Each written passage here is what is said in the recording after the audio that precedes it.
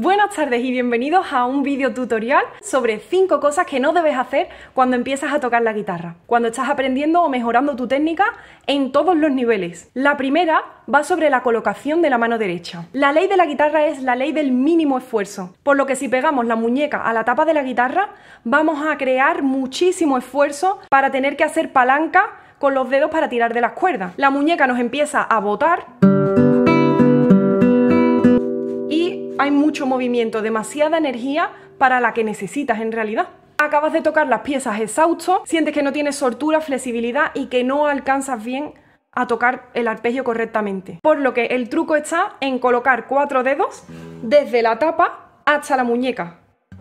Ahí es donde caería nuestra mano correctamente y de forma natural, es lo más natural posible. Luego también sería echar el codo un poco hacia atrás para no estar tocando con el codo aquí, que tenemos hecho así, sino que la raya de la guitarra caiga en el antebrazo. Y si más o menos está en el antebrazo, hay 4 dedos de separación de la muñeca a la tapa.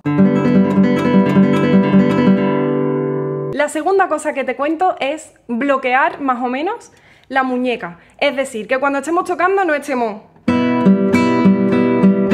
que nos bota la mano. Lo que quiero decir con no botar es no tirar de la cuerda hacia arriba. Tienes que bloquear la muñeca y hacer el movimiento desde la falange hacia adentro, como si tuviéramos una pelotita de ping pong aquí guardada y siempre los dedos van como si quisieran tocar esta parte de la mano, no hacia arriba como tira un gancho de las cuerdas de un clave, que entonces el sonido se hace muy estridente y se forma un sonido como si cogiéramos la cuerda así y la soltáramos después, de forma que suena así.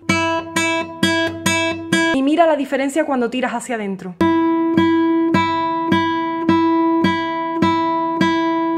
Está mucho más lleno, tiene más potencia sin romper el sonido, que es lo que estamos buscando siempre. El tercer consejo es no dejar el pulgar por dentro de la mano cuando estamos tocando, es decir, se vería así. El pulgar está siempre metido por dentro. Ese es un fallo que también nos va a provocar lesiones, nos duele la mano, sentimos que no tenemos velocidad y que no avanzamos en nuestra técnica. Intenta sacar el pulgar por fuera. El truco está en colocar la mano como si cogieras un lápiz o un boli. El pulgar se queda por fuera. Esto va a presionar tus tendones y tus músculos, va a crearte más tensión de la que necesitas. Así que coloca tu mano de forma mucho más natural, más, no sé, más relajada.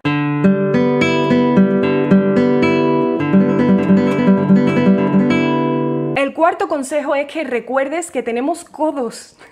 Es algo muy básico que se nos olvida a todos los guitarristas en todos los niveles. Hay posiciones a las que no llegamos porque tenemos el codo pegado aquí. Entonces esto nos dificulta un montón. Recuerda que tienes codo, que puedes abrirlo. De repente, si estamos aquí y nos pegamos aquí cuando bajamos, nos va a dificultar mucho lo que estemos haciendo en la guitarra. Pero si abrimos, ponemos la espalda abierta, relajada, recta, y abrimos el codo,